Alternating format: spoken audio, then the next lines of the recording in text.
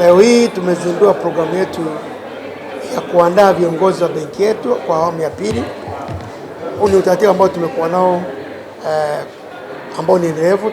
Awamu ya kwanza imemalizika ambako vijana wengi wameshaingia kwenye sehemu za ajira na wanashikia idara mbalimbali. Lakini benki yetu kama mnafahamu kwamba benki ya CRDB ni benki yenye malengo mapana ya kukua. Unapokuwa malengo hayo, lazima uandae viongozi wa leo na wa kesho.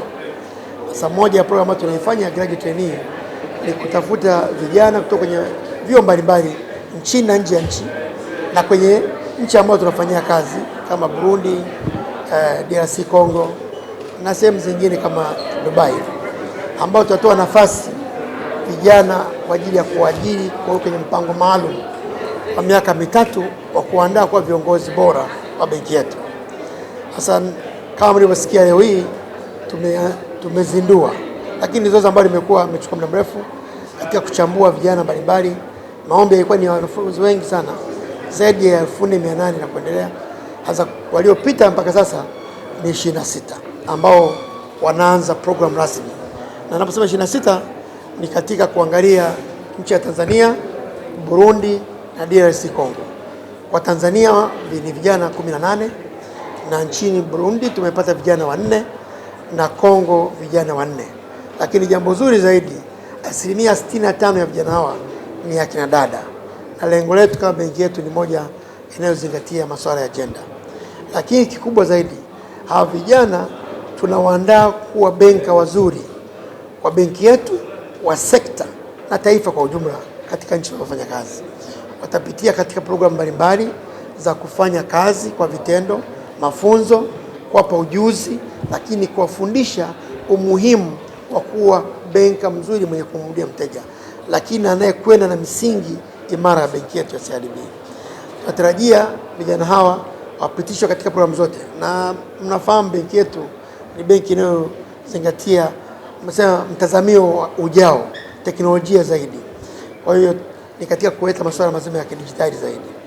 Kwa hiyo leo hii nichukue fursa hii kwanza kuwapongeza timu nzima ya benki yetu, maana ilikuwa ni zoezi shindanishi, zoezi gumu. Na uzuri ni kwamba wote walioomba nafasi hii wana sifa, kwa maana ni wahitimu wa vyuo vikuu mbalimbali Tanzania, Burundi, DRC Congo, Middle East mpaka Europe.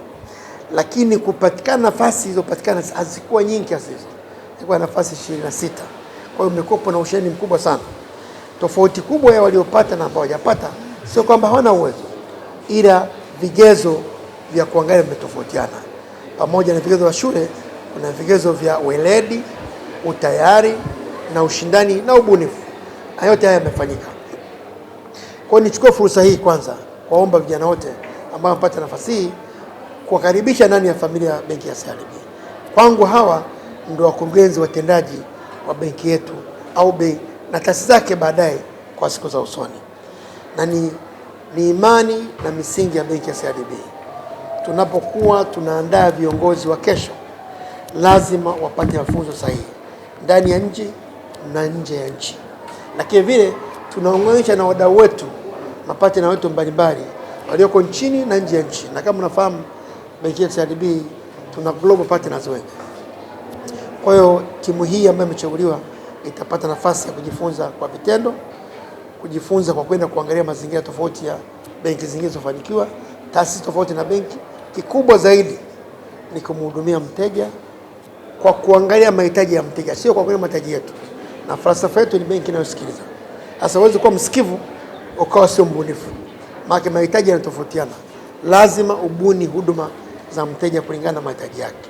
Kwa ni imani yangu kubwa kwamba benki yetu mnavyoona inafanikiwa, mafanikio haji bila kuwa na watendaji. Weledi wa wafanyakazi wetu unatufanya tuwe imara zaidi. Na kwa taarifa yenu, benki yetu 70% ni vijana, na hata waleo mliona ndio vijana. Na sisi tunajiita benki ambayo inahudumia zaidi ya benki. Yaani benki ni huduma moja hapo tunatoa, lakini tunatoa huduma zaidi hapo. Kwa hiyo matarajio yetu kwamba kazi yetu ni kuleta mabadiliko hiyo chanya, hasa kujenga uchumi wa nchi yetu na nchi tunazohudumia. Kwa hiyo ni faraja kubwa. Na nyinyi waandishi wa habari sote nawaomba sana. Kawaida ya jambo hili inabidi ijulikane kwa wadau, na nimetoa rai kwa vijana. Kuna vijana ambao wameomba nafasi hii hawakupata, karibu 1000 na kitu. Sio mwisho, benki yetu inaajiri bado, tunafungua matawi, tunafungua benki zingine nchi zingine, wana uwezo wa kuajiriwa katika programu zingine za ajira ya benki yetu. Lakini mnafahamu pamoja kwa benki tuna foundations ambayo inaangalia vijana, sio ajira tu, hata rasilimali zao, kwa maana ya kuwa na entrepreneurship mindset.